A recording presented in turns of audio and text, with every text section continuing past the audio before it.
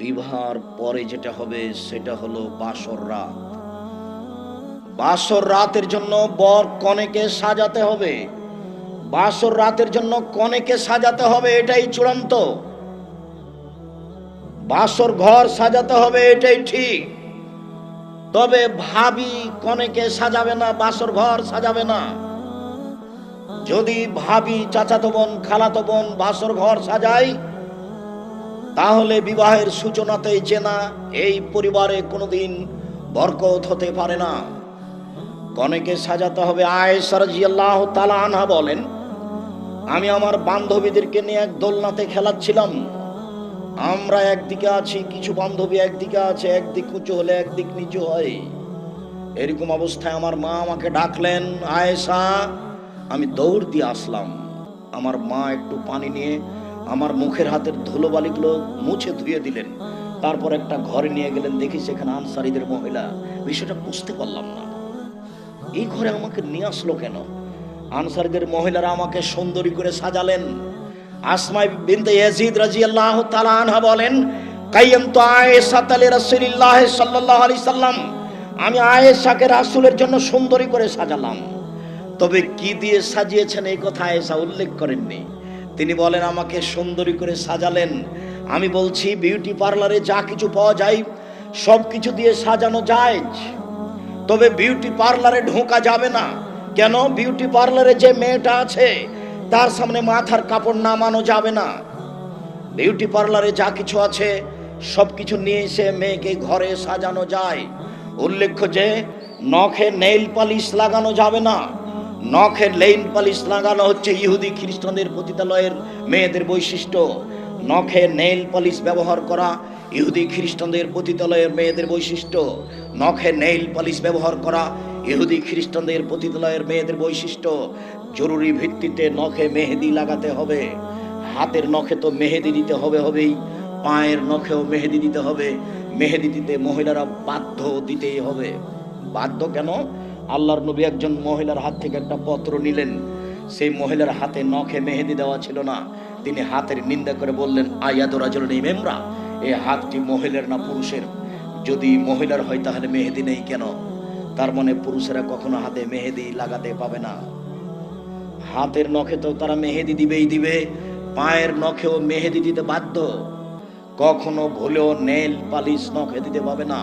উপস্থিত বৈঠকের মুসলিম বোন আর যারা আপনারা আছেন, নখ কেটে ফেলতে হবে। নখ কখনো বড় রাখা যাবে না, নখ বড় রাখা হারাম। নবীগণের 10টি বৈশিষ্ট্য রয়েছে, তার একটি বৈশিষ্ট্য হচ্ছে নখ কেটে ফেলতে হবে। উপস্থিত বৈঠকের মুসলিম বোন আপনাকে বলছি, উপস্থিত বৈঠকের মুসলিম বোন আপনাকে বলছি, আপনি সকাল করবেন না, আগে বাড়িতে গিয়ে নখ কাটবেন। এই মেঘ, তুমি আঙ্গুলটা দেখো, তোমার নখটা বড় কেন? তুমি শরম পাও না? তোমার লজ্জা হয় না? তোমার ইতস্তবোধ হয় না? বাপ বেটি, মা বেটি কি লজ্জা বেঁচে খেয়েছ? নখ কেন বড়? নবীগণের 10টি বৈশিষ্ট্য, তার একটি হচ্ছে নখ কেটে ফেলতে হবে। নবীগণের 10টি বৈশিষ্ট্য, তার একটি হচ্ছে মোচ কেটে ফেলতে হবে। ব্লেড ব্যবহার করা যাবে না। মোচ মানে পুরুষ, আর মোচ যখন ব্লেড ব্যবহার করেছে তখন মহিলা।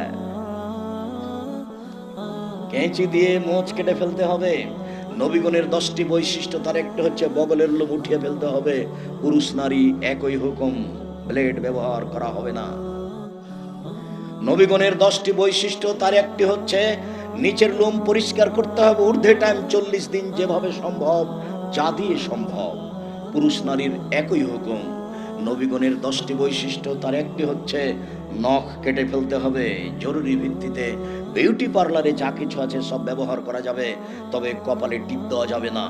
হিন্দু মেয়েদেরকে বিবাহ করার 10টি পদ্ধতি রয়েছে, তার একটি পদ্ধতি হচ্ছে রাক্ষসী বিবাহ। মেয়ের বাপ বিবাহ দিবে না, ছেলেটা জোর করে বিবাহ করবে। যদি কপালে টিপ দিতে পারে তাহলে বিবাহ হয়ে গেছে। যার কারণে মুসলিম মহিলা কপালে টিপ দিতে পাবে না। বিউটি পার্লারে যা কিছু আছে সব কিছু দিয়ে আপনার মেয়ে সাজতে পারে, কনে সাজতে পারে, সাজবে, এ কথাই ঠিক। আয়েশা রাদিয়াল্লাহু তাআলা আনহা বলেন, 8:30 8টার সময় আমার মা একটা ঘরে নিয়ে গেলেন। ঘরে কেউ নেই, দেখি আল্লাহ রাসূল আর কেউ নেই ঘরে। বিষয়টা আমি বুঝতে পারলাম না ব্যাপারটা কি। আমি ঘরে আছি, দেখি আল্লাহ রাসূল। একটু পরে আসমা বিনতে ইয়াজিদ ভিতরে ঢুকলেন। আসমা বিনতে ইয়াজিদ ভিতরে ঢুকেই এক গ্লাস পানি শরবত নিয়ে এসে বলছেন, এক বাটি, আয়েশা এটা হাতে করো, আল্লাহ রাসূলের হাতে দাও। আমি তো লজ্জা পেয়ে গেলাম, আমি মাথা নিচু করে নিলাম, আমি তো রাসূলের হাতে কোনো কিছু দিইনি কোনোদিনই। তখন আসমা আমাকে বলছে, গ্লাস নাও, রাসূলের হাতে দাও। আমি তো ধমক খেয়ে হকচকিয়ে গেলাম। আমি গ্লাসটা হাতে নিলাম, আল্লাহ রাসূলের হাতে দিলাম। আল্লাহ রাসূল পান করলেন, আমাকে বললেন তুমি পান করো। আমার পান করা হল, আল্লাহ রাসূল বললেন আসমাকে দাও। আমি যখন আসমাকে দিতে গেছি তখন আসমা বলছে, না না না না না, আপনার হাত থেকে নেবো, আপনার হাত থেকে নেবো, আপনার হাত থেকে নেবো। আয়েশা দাও গ্লাস আমাকে। আল্লাহ রাসূল দিলেন আয়েশার হাত থেকে, নাও আসমা নাও। তারপর আল্লাহ রাসূল আসমাকে দিলেন। আসমা ওখানে মুখ লাগিয়ে শরবত দুধ পান করলেন, যেখানে মুখ লাগিয়ে মুহাম্মদ সাল্লাল্লাহু আলাইহি সাল্লাম দুধ পান করেছিলেন। বাসর রাত, বাসর ঘর সাজাতে হবে, কনেকে সাজাতে হবে। ঘরে শরবত, দুধ, মিঠাই খাওয়ার ব্যবস্থা থাকবে। বর ঘরে ঢুকে বইয়ের মাথায় হাত দিয়ে বলবে, আল্লাহুম্মা ইন্না আসআলুকা খায়রাহা খায়রা মা জাবালতা আলাইহি ওয়া আউযু বিকা মিন শাররিহা শাররা মা জাবালতা আলাইহি। আল্লাহ এই স্ত্রীর কল্যাণ চাচ্ছি, যে কল্যাণ দিয়ে তাকে সৃষ্টি করা হয়েছে সেটাও চাচ্ছি। আল্লাহ এর ক্ষতি হতে তোমার কাছে বাঁচতে চাচ্ছি, যে বেহায়াই দিয়ে অবাধ্যতা দিয়ে তাকে সৃষ্টি করা হয়েছে সেটা থেকে আমি তোমার কাছে বাঁচতে চাচ্ছি। এরপরে 2 রাকাত নামাজ সালাত। স্বামী আগে দাঁড়াবে, স্ত্রী পিছে দাঁড়াবে। নারী পুরুষ কখনো একসাথে দাঁড়াতে পাবে না। মা বেটা হলেও হবে না, দাদি পোতা নাতি হলেও হবে না, কোনোদিনই হবে না।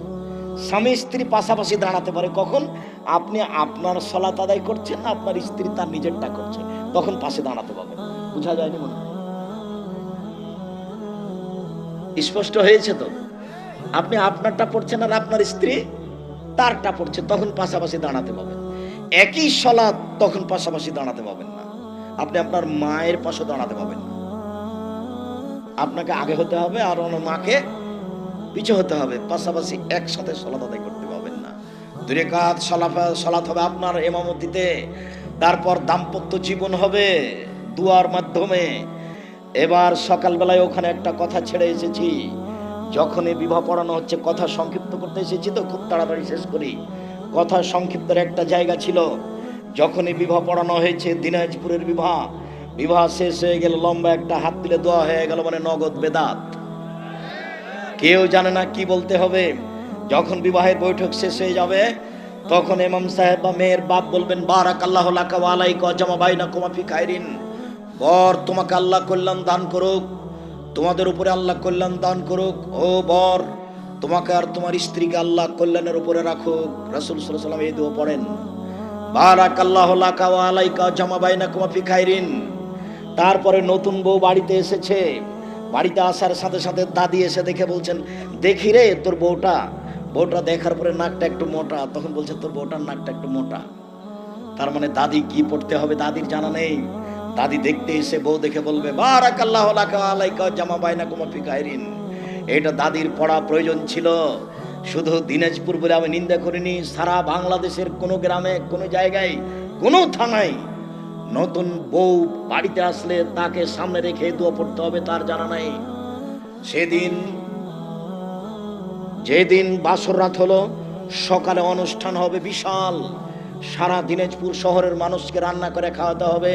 যার যত অর্থ সম্পদ বেশি আছে সে তত খাওয়াবে। যত মানুষ এসেছে সবাই বলবে, বারাকাল্লাহু লাকা ওয়া আলাইকা জামা বাইনাকুমা ফি খাইরিন। আল্লাহ তোমাকে তোমার স্ত্রীকে কল্যাণের উপরে একত্রিত করুক। সবার পক্ষ থেকে এই দোয়া হবে। আর এই খাদ্যে অংশগ্রহণ করবে ধনী গরিব সবাই। শুধু যদি ধনী আসে, গরিব না আসে, তাহলে যত ভাত রান্না করা হয়েছে দেখে লাথি মেরে সব ট্রেনে ফেলে দিতে হবে, ভাত কুকুরে খাবে। কেন এত বড় কথা কেন আব্দুর রাজ্জাক সাহেব? আপনি বলেছেন একটা ভাত পড়ে গেলে উঠিয়ে নিতে হবে, ময়লা লেগে গেলে সরিয়ে দিয়ে খেতে হবে। আজকে আবার বলছেন দেখে লাথি মেরে ফেলে দিতে হবে, ট্রেনে কুকুরে খাবে। এভাবে বলছেন কেন? দুঃখিত, আমি কিছু বলতে পারি না। মুহাম্মদ সাল্লাল্লাহু আলাইহি ওয়াসাল্লাম বলেছেন, আশারু তামিল সবচেয়ে নিকৃষ্ট খাদ্য, সবচেয়ে খারাপ খাদ্য ওই খাদ্য যে খাদ্য ধনীদের দাওয়াত দেওয়া হয়েছে, গরিবদের দেওয়া হয়নি। আমার কিছু করার নেই, মুহাম্মদ সাল্লাল্লাহু আলাইহি ওয়াসাল্লাম এই কথা বলেছেন। তবে এই খাদ্য সবচেয়ে খারাপ খাদ্য। এই খাদ্য ওই রকমই যে কোনো একটা লোক মারা গেছে, আজকে যে বাসায় খাওয়া দাওয়া করছিলাম সেই বাসায় তার বাপ মা মারা গেলে তার আত্মীয় স্বজন তাদেরকে চাপ দিয়েছিল যে তোমাদের টাকা পয়সা আছে, 40 দিনের দিন 4 দিনের দিন একটা গরু জবাই করে খাওয়াতে হবে, তার বাপের নামে একটু দুঃখিত, এইদিকে একটু এইদিকে, এই ছেলে কারো গায়ে হাত দিয়ে আছো নাকি?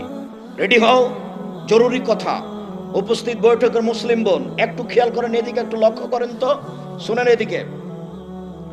হোসাইন জাকাতের খেজুরের পাশে বসে আছে, জাকাতের খেজুর। তো হোসাইন একটা খেজুর মুখে দিয়ে দিয়েছে। আল্লাহ রাসূল লাফ দিয়ে উঠে এসে মুখের ভিতরে আঙ্গুল ঢুকিয়ে খেজুরটা বের করে বলছে, এটা মানুষের ময়লা, দান জাকাত মানুষের ময়লা। হোসাইন, মানুষের ময়লা আমি খাই না, আমার বংশ খায় না, আমার বাড়িতে কাজ করে যে সে খায় না। মানুষের ময়লা আমার উপরে হারাম, আমার বংশের উপরে হারাম, আমার বাড়ির যারা গোলাম রাখাল কিষান তাদের উপরে হারাম। এটা মানুষের ময়লা, এই খাদ্য যে কাজ করে খেতে পারে তার উপরে হারাম। এটা মুখে দিয়েছো মানে? আরেকটু, একটা খেজুর পড়ে আছে রাস্তায়, আল্লাহ রাসূল খেজুরটা উঠে বলছেন, ও খেজুর, যদি আমার আশঙ্কা না হতো যে তুমি জাকাত সাদকার খেজুর, আশঙ্কা না হলে আমি তোমাকে খেয়ে নিতাম। বুখারী মুসলিম। আল্লাহর নবী রাস্তায় পড়ে থাকে খেজুরটা খেলেন না কেন? সম্ভাবনা আছে খেজুরটা কিসের হতে পারে? জাকাতের সাদকার খেজুর হতে পারে, আমার উপরে হারাম, আমার বংশের উপরে হারাম। এই ছেলে,